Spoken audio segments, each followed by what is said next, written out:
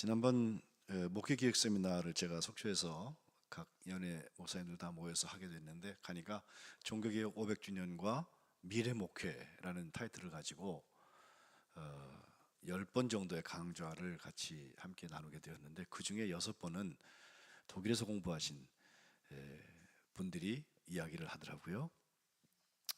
뭐 루터 때문에 그렇죠.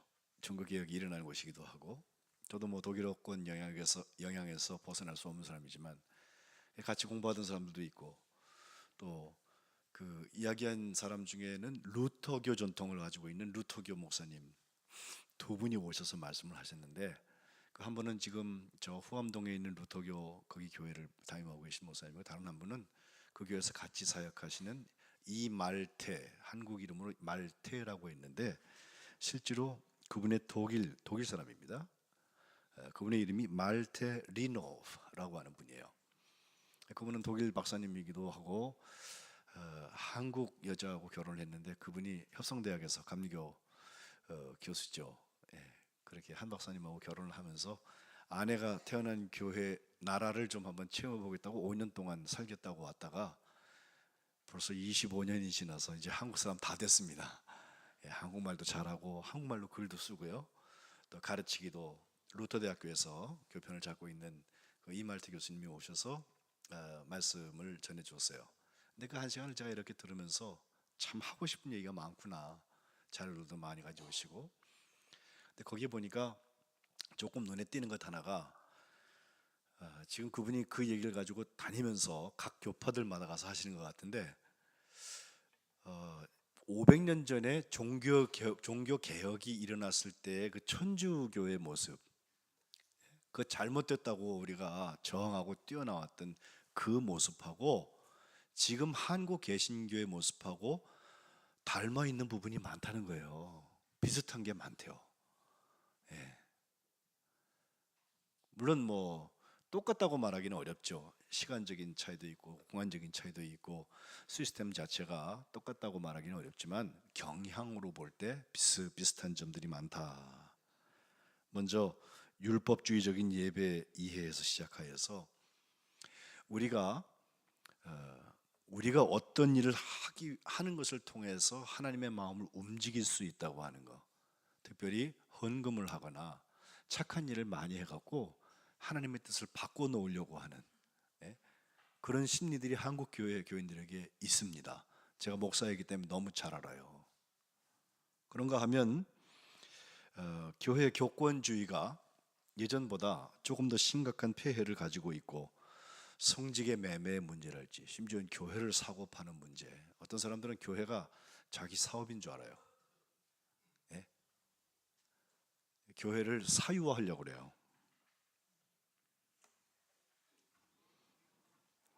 타락도 여러 가지 일들이 있어서 뭐 우리의 눈살을 찌푸리는 그런 문제점들을 드러내는 교회들도 있고, 심지어 무슨 교회를 세습하는 문제랄지, 또 그분 스스로 지적하기는 교회를 너무 크게 져가지고, 예? 막 의리의리하게 져가지고 그것 때문에 생겨지는 많은 부작용이랄까요? 그런 게 있다는 거예요. 교회만 크게 지면은 무슨 큰 일을 한 것처럼 생각을 하는데, 교회는 제가 늘 말씀드리지만 건물이 아니라 사람이에요. 그죠? 거기에 어떤 사람들이 구원받느냐, 또 하나님의 구원이 끊임없이 일어나느냐, 그게 교회지. 뭐 지금 개신교 청아람 대표가 와서 한 얘기 때 들어보니까, 개신교회가 1년 동안 운영하는 운영 자금이랄까, 그 예산 규모가 한 3조쯤 된대요. 그런데 교회를 짓기 위해서 전원 빚이 9조래요. 어쩌지? 우리 교회가 그거 없다고 그냥 좋다 그러실 거예요, 여러분. 근데 필요 이상으로 너무 의리의리하게 그냥, 물론 하나님의 집을 최고로 짓겠다고 하는 의도 누가 말리겠어요? 그러나 되는 걸 해야지. 너무 빚져가지고 나중에 도산되기도 하고요, 경영의 어려움을 겪기도 하고, 이런 모습들을 보면서 여러 가지 우려할 점들이 있다, 이렇게 지적하고 있어요. 저는 그분이 남의 나라 이야기를 하듯이 하는 것으로 보지 않았습니다. 아내의 나라이기도 하고, 또 조금 객관적으로 우리 바깥에서 다른 문화에서 커서 다른 어떤 종교적인 전통을 가지고 있는 사람이 한국의 개신교 또 한국 우리 감리교 목사들이 모여 있었으니까 한국의 감리교한테 꼭 하고 싶던 이야기가 뭘까? 우리의 모습을 더 적나라하게 볼 수 있잖아요. 그죠? 그리고 중요한 것은 이제 우리가 어떻게 대안을 세우고 어떻게 바꿔갈 수 있을까? 개신교라는 말 자체가 저항했다, 잘못됐다고 거기에다가 대들었다는 얘기거든요. 근데 그 사람들이 500년이 지나서 오히려 우리의 잘못을 지적받아야 되는 상태, 그런 개혁의 대상이 되어 있다고 하면 우리 스스로 하나님 말씀 앞에서 다시 한번 서야 됩니다. 교회 비리가 혹은 이런 부조리 같은 일들이 일어나면요, 그냥 말거리로 잘 알지도 못하면서 말하는 사람들이 있어요. 난 그분들도 참 조심해야 된다고 생각해요. 그 무고죄에 속합니다. 예? 충분히 알아보지 않고 팩트를 잘 체크하지 않고 그냥 전해지는 말에 따라서 그랬다더라, 카드라 통신으로 막 말하는 거 조심해야 합니다. 그것 때문에 하나님께서 손해를 보실 때가 있어요. 근데 그런가 하면 이러이러한 것이 문제입니다라고 문제만 지적하고 끝내는 사람들이 있어요. 그것도 보면은 개개예요. 정말 개혁은 혁명가들처럼 와가지고서 확 뒤집어 놓고 쿠데타를 일으키고 시스템을 뒤집어 놔야만 되는 것이 아니라 병든 어머니를 고치기 위하여서 내가 끌어안고 사는 것처럼 이 어머니 교회를 붙들고 하나님께서 원하시는 교회를 만들기 위해서 머리 대신 예수님이 교회 각 지체들을 사랑하시고 그들을 구원하시는 일들을 감당케 하기 위해서 오늘 나는 뭘 해야 될 것이냐. 오늘 성민교회는 기독교 대한감리회, 아니 한국 개신교회, 전 세계에 있는 하나님의 몸된 교회들 중에서 한 교회인데 이 교회는 무엇을 해야 될 것이냐. 몸서리치게 고민해야 합니다. 그리고 보여지는 관습에 의해서가 아니라 지금 이후에 우리를 끌어가시는 성령의 역사에 꽉 붙잡혀서 주님이 원하시는 길을 향하여서 한 걸음 한 걸음 내디뎌야 할 것입니다. 이거 할 수 있으면 개신교고, 그렇지 않으면 개혁돼야 될 대상입니다. 루터는 어땠습니까? 루터가 나서 법대를 들어가서 에어프루트 대학에서 법을 공부하기 시작을 했는데 그 해 아버지 집에 갔다가 돌아오면서 한번 비가 무지하게 오면서 천둥 번개가 치는데 가다가 너무 무서워가지고요 숨었어요. 그리고 그때 그냥 하나님 앞에 기도하는 게 저 번개를 내가 피해서 갈 수 없을 것 같아. 가다가 죽을 것 같아. 그래서 기도하는 거예요. 하나님, 사실은 성 안나라는 패트론한테 기도를 했는데 나를 살려주시면 내가 수도사가 되겠다고, 내가 신부가 되겠다고. 예? 얼떨결에 그 죽을까봐 두려워가지고 하나님 앞에 그렇게 기도를 해요. 그리고 나서 실제로 몇 달 후에 그는 어거스틴 수도사로 입적을 해요. 길이 완전히 바뀌었습니다. 근데 어거스틴이 이 루터가 그때부터 어거스틴 수도회에 들어가서부터 했던 일은 낮이나 밤이나 끊임없이 말씀을 묵상하고 수사로서 온전한 삶을 살기 위해서 그 규칙을 잘 지키고, 예? 좋은 성직자가 되기를 원했던 거죠. 그러면서 거의 규율을 따라서 죄를 사함받기 위하여서 하나님 앞에 회개하는 일들을 열심히 했는데 캐톨릭에는 여러분 아시는 것처럼 그 죄를 사함받기 위해서 해야 되는 행동들이 있어요. 14초를 몇 번 돌아다니면서 묵상을 하라 할지, 또 어떠한 고행을 하라 할지, 이런 과제를 주게 되는데 자기의 죄를 용서함 받고 하나님의 은혜를 얻기 위해서 루터는 저 로마에 가가지고선 큰 높은 계단들을 무릎으로 기어 올라가는 고행까지 다 하고 때 없이 금식하고 최소한의 삶을 살면서 하나님의 말씀에만 매진만 살았습니다. 우리가 율법으로 볼 때 그를 이렇게 저 잘못했다고 말하기 어려울 만큼 좋은 수도사가 되기 위해서 애썼습니다. 그런데 그가 경험한 것은 하나님께서 내 죄를 용서해 주셨다고 하는 확신이 아니라 종교 사업가 혹은 종교 시스템이나 종교 권력에 의해서 이루어지는 많은 폐해들을 보게 되는데, 특별히 그 성 베드로 성당 바티칸 시구이죠. 식스틴 채플을 짓기 위해서 유럽 전 나라들에서 그 면죄부를 팔아가면서 돈을 모아서 그 재정 마련하는 모습들, 또 그밖에 뭐 여러 가지 이유를 답니다만은 그런 모습에서부터 복음이 빛을 발해버리고 정말 사람을 살리는 복음이 아니라 사람들끼리 협잡하고 있는 것 같은 모습을 그가 보면서 1517년 10월 31일에 피텐베르크 성당 정문에다가 95개 라틴어로 디스푸타지오 나랑 논쟁하자 하면서 교황을 향하여서 도전장을 내는 것입니다. 논쟁 제목을 95가지를 써놓았어요. 찌라시를 붙인 거예요. 찌라시. 이번에도 우리 목회계 세미나에 어떤 교수님은 그러더라고요. 찌라시로 성공한 첫 번째 사람이라고 예? 그걸 붙여놨단 말이죠. 라틴어로 되어 있었기 때문에 그 당시 라틴어를 읽는 사람들이 많지 않았습니다. 바로 그것이 요한의 불길처럼 퍼져나간 건 아니에요. 근데 다시 독일어로 번역해서 그것을 그 당시에 막 개발이 되었던 구텐베르크의 활자수를 통하여서 막 인쇄해서 나눠주고 그런다 보니까 17년부터 20년 정도까지 굉장히 많은 사람들에게 영향력 있게 생각이 공유되어지고, 또 이것이 잘못되었다고 하는 것을 20년도에는 세계에 큰 논문을 써서, 뭐 논문이라는 논문이면 논문이고 글이라면 글인데, 제가 7월 달에 한번 여러분에게 만인 사제설, 누구나 하나님 앞에 예배할 수 있다는 말씀을 전하면서 그때 예를 들었던 독일 기독교 귀족들에게 고함이라는 논문이 있고요. 그다음 두 번째는 교회의 바벨론 포수에 대해서, 바벨론 포로됨에 대해서, 그리고 세 번째는 그리스도인의 자유에 대해서 세계에 아주 좋은 필요한 글들을 씁니다. 그리고 그것을 사람들이 다 읽어보면서 많이 읽으면서 종교 개혁에 함께 이렇게 합류를 하게 되는데, 바로 그 다음 해 21년도 17년부터 4년 차 되던 해에는 포럼스에서 있었던 그 제국 회의, 그 회의에서 아주 결정적인 계기를 만나죠.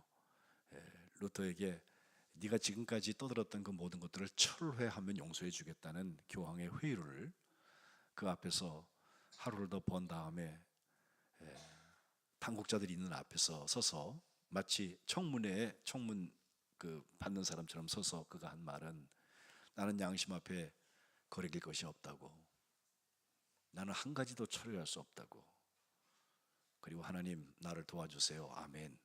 그 유명한 기도가 지금 우리에게 남아 있습니다. 21세기를 살고 있는 종교개혁 500주년을 맞고 있는 우리들에게 이것이 뭘 의미하는지,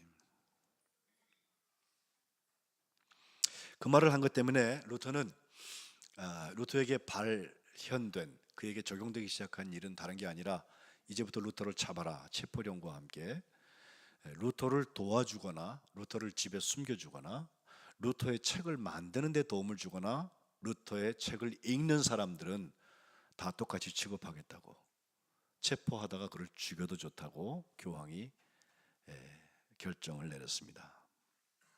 감사하게도 생명의 사선을 넘어서 그가 어떻게 숨어서 도망가게 된 것이 바르트부르크라고 하는 성에 들어가서 그 이름을 바꾸어서 사냥꾼의 옷을 입고, 그때까지는 이제 사제복을 입지 않았겠어요?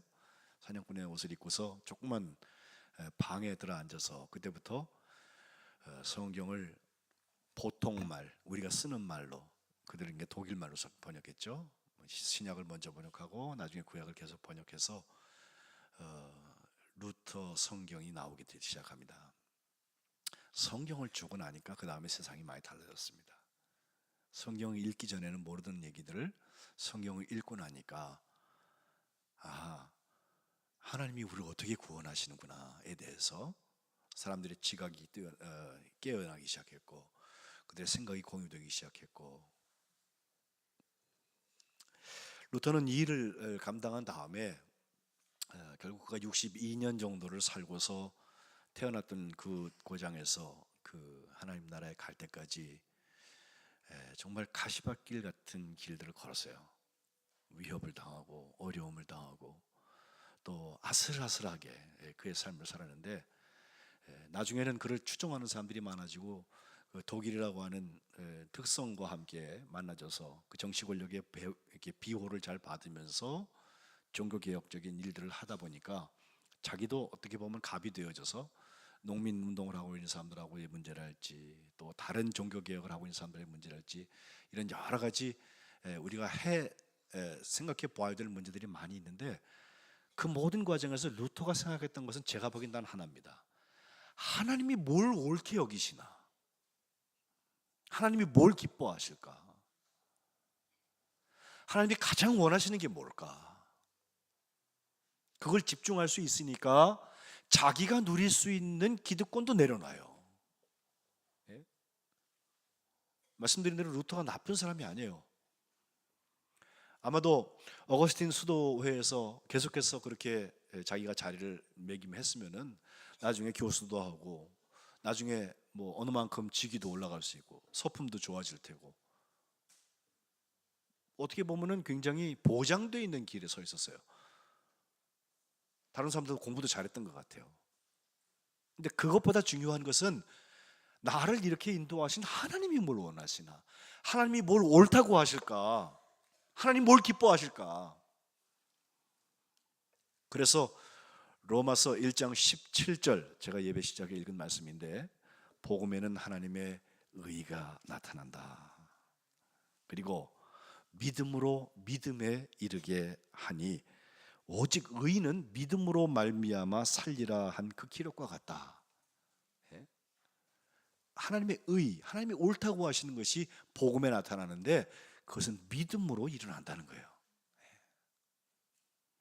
여기 오직이라는 말은 우리가 저기 써 있는 것처럼 오직 믿음으로 솔라 피데, 또 오직 은혜로 솔라 그라치아, 또 오직 성서로 오직 솔라 스크립투라, 이런 세 개의 솔라 하는 그것만으로라고 하는 말로 여러분 번역하기 쉬운데, 여기 로마서 1장 17절에 나오는 오직 의인은이라고 할 때는 그 오직은요, 그런 only, 단 하나짜리 그걸 얘기하는 게 아니라 지금까지 보았던 것과 달리 그러나라고 하는 뜻을 가지고 있어요.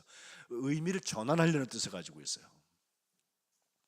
여태까지는 우리가 구원받기 위해서 뭐 연재부도 사고 착한 일도 많이 하고 도도 많이 쌓고, 내가 수사니까 수사로서의 역할을 다 잘 감당하면 내가 의로워져서 율법을 잘 지킨 것으로 천국 가리라고 생각을 했는데, 아니다.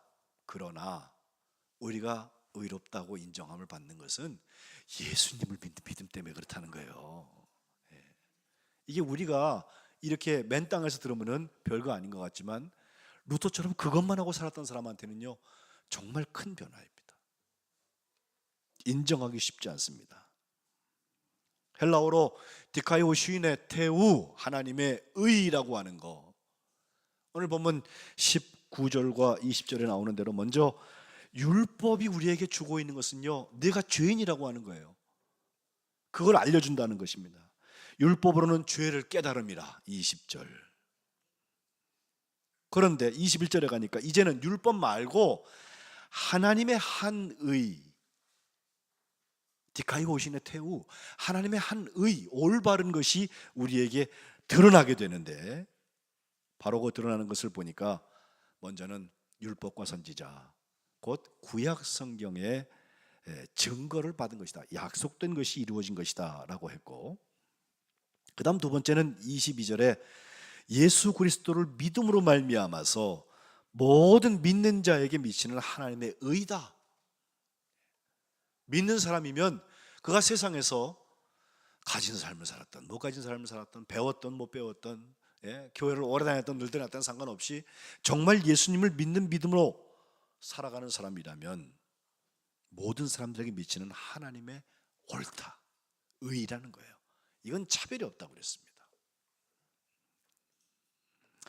세 번째로 23절과 24절에 보면 값 없이 의롭다 하심을 얻은 자가 되었다는 표현이 나오는데, 이것이 하나님의 의라는 것입니다. 세상 논리로 얘기하면요, give and take예요. 주고받고 가치가 맞아야 돼요. 근데 하나님께서 굉장히 불공평한 일을 하셨어요. 모든 사람이 죄를 보면서 하나님의 영광을 이룰 수가 없게 되었는데, 24절에 그리스도 예수 안에 있는 속량, 값을 주고 사신 것을 말미암아서 하나님의 은혜 때문에 값 없이, 우리가 값을 치르고선 구원받는 게 아니에요.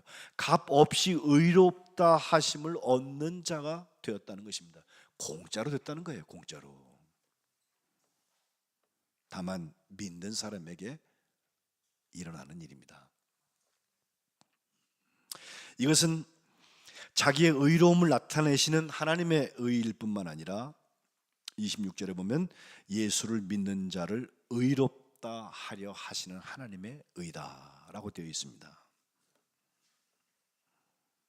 지금부터 7년 전에 서초동의 가정법원 거기서 소년법정에 있었던 한 판결 이야기가 있습니다.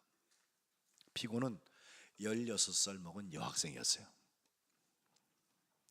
서울 도심에서 친구들하고 오토바이를 훔쳐서 달아난 혐의로 잡혀서 거의 법정에 와 서게 됐는데, 그 A양의 전력을 보니까 1년 전부터 14번이나 절도로, 폭행 이런 것들을 저질러서 이미 한 차례 법정에 섰던 경력이 있던 사람입니다. 법대로 하면 소년보호시설 감호 위탁 같은 무거운 보호 처분을 받을 수 있는 상태였습니다. 판사가 여자인데 아주머니가 생겼어요. 김귀옥 부장판사.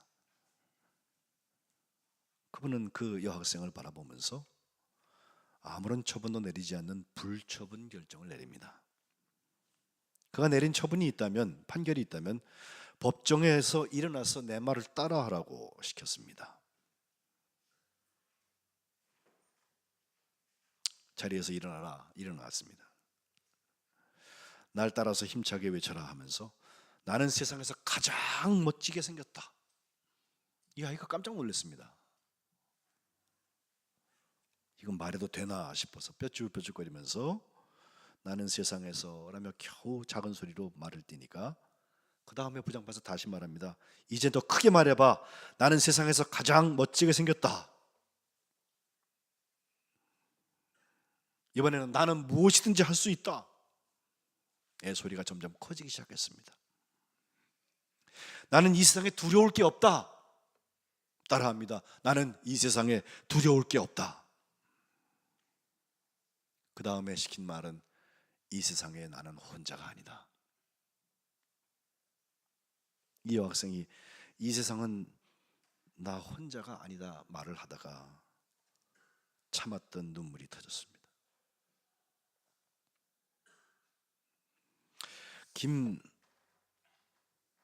김귀옥 부장판사가 이런 판결을 내릴 수 있었던 것은 그 학생의 과거를 보았더니 정말 학교에서 상위권 성적에 공부를 잘하던 학생이었는데 미래 간호사가 되겠다는 꿈을 가지고 있었던 그런 학생이었는데 1년 전에 남학생 여러 댁에 끌려가서 집단 성폭행을 당하면서 완전히 삶이 바뀌었어요. 후유증으로 병원 치료를 받고 충격받은 그 어머니가 신체의 일부가 마비되기까지 했습니다. 심적인 고통을 받고 죄책감에 시달리는 그 여학생이 학교 생활에 점점 적응하지 못하고 비행 청소년들하고 돌아다니면서 범행을 저지르기 시작했던 것입니다.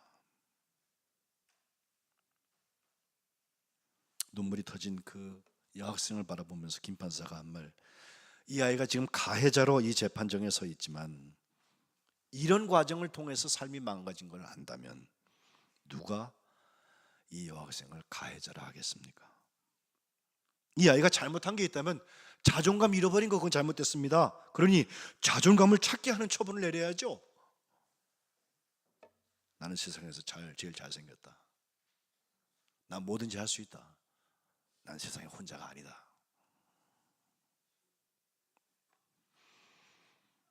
눈시울이 붉어진 판사가 그 여학생을 법대 앞으로 불러냈습니다. 앞으로 나와. 그리고 마지막으로 한 말, 이 세상에서 누가 가장 중요할까? 그건 바로 너야. 그 사실은 잊으면 안 돼. 그러면 지금처럼 힘든 일이 와도 이겨낼 수 있을 거야. 그리고서 두 손을 쭉 뻗어서 A양의 손을 꽉 잡았습니다. 내가 마음 같아서는 내려가가지고 널 꽉 안아주고 싶은데 이 법대가 있어하고 너를 안질 못하는구나.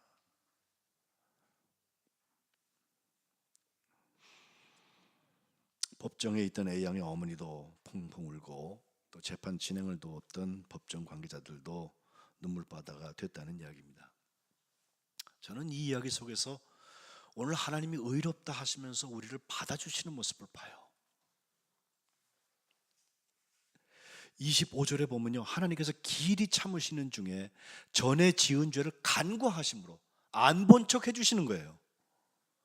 그것이 하나님의 의로우심을 나타내시는 방법이라고 그랬어요. 율법으로는 죄인으로 선고될 수밖에 없는 우리들을 하나님께서 기다리셔서 우리가 해결하지 못하니까 예수님의 십자가의 보혈로 대신 죽어주시는 속량을 통해서 우리를 용서하셨다. 우리는 값없이 거기 가잖아요. 마치 부장판사가 그의 삶의 모습을 보면서 제일 중요한 사람 너라고, 이거 잊어먹지 말라고 얘기하는 것처럼, 이제 하나님의 의를 만나는 우리들은 어떻게 합니까? 27절부터 보면 무슨 법이나 행위 가지고 자랑하는 거 중재해야 합니다. 이것이 복음에는 하나님의 의가 나타나서 믿음으로 믿음에 이르게 하나니, 이것을 인정하고 받아들이는 사람들의 태도입니다. 아무런 그냥 살라는 이야기도 아니고 본을 보이면 안 된다는 말도 아니에요. 최선을 다하세요. 9가지 성령의 열매뿐만 아니라 감당해야 될 일들을 다 하세요. 그러나 그것이 우리의 자랑이 아니라 우리가 자랑할 것이 있다면 믿음의 법입니다. 예수님이 날 위해서 죽으셨다고 하는 거, 내가 그걸 믿게 되었다고 하는 거, 이거 자랑하지 않을 수 없는 것입니다. 의롭다 하심을 얻는 것은 믿음으로 되기 때문에 그렇습니다. 솔라 피데. 그 믿음은 29절과 30절에 유대인이나 이방인, 할례자냐 무할례자냐 아무 관계없어요. 차별이 없다고 그랬어요. 누구든지 믿음으로 말미암아서 의롭다 하실 그분 하나님은 한 분 하나님이시다. 그분의 주권이 회복되는 것이 믿음이요 종교 개혁이라는 것입니다. 결국 우리가 믿음으로 말미암아 율법을 파기하냐? 그럴 수 없다. 도리어 율법을 굳게 세우게 될 것이라. 이것은 갈라디아서에 나오는 사랑으로 역사하는 믿음, 바로 그 얘기입니다. 믿고 나면 율법이 우스워져 보이는 게 아니라 율법을 통하여서 하나님께서 우리에게 주시려는 하나님의 마음이 보여요. 하나님은 뭘 옳다 하시고 뭘 기뻐하시는지 관심 갖게 돼요. 그러면 그 전에 종교 생활을 하느라고 애썼던 하고 고생했던 사람들이 그 형식에서부터 뛰어나와서 그 속에 담겨져 있는 내용을 만나게 돼요. 아, 이게 구원받은 사람의 기쁨이로구나. 결국 이 땅에 살다가 죽을 사람들이지만 이 땅에 사는 동안에 예수님을 만났다는 게 이런 기쁨이로구나. 그게 솔라피데 은혜고, 그것이 성경이 우리에게 말해주려는 거예요. 거기에 어떤 종교 시스템이나 그들이 그토록 오랫동안 1500년 동안 쌓아왔던 모든 일들은 다 부재들입니다. 성령은 지금도 우리 안에 계셔서 구원받은 삶을 살게 하십니다. 이것을 표현하는 것이 9가지 열매들이에요. 이번 추수감사절에는 그 9가지 열매 중에 단 한 가지라도 내가 조금 수확할 수 있으면 좋겠어요. 할 수 있으면 9가지 다 수확하면 더 좋겠어요. 왜 가능하냐? 하나님이 옳다 여기시는 것, 하나님이 기뻐하시는 것, 우리가 믿음으로 리스폰스, 거기에 응답하는 거예요. 종교개혁 너무 어렵게 생각하지 마세요. 지금 하고 있는 것 중에 우리가 개혁적인 전통에서 잘 하고 있는 것들도 많아요. 그러나 혹시 우리 가운데 그런 잘못된 바이러스가 침투해 있다면 이참에 우리가 깨끗하게 내려놓고 본질로 돌아가야 될 것입니다. 우리를 구원하시는 그 믿음의 역사, 하나님의 옳다 하시는 역사가 성민교회 영원토록 함께 하시기를 주님의 이름으로 축복합니다. 기도하겠습니다.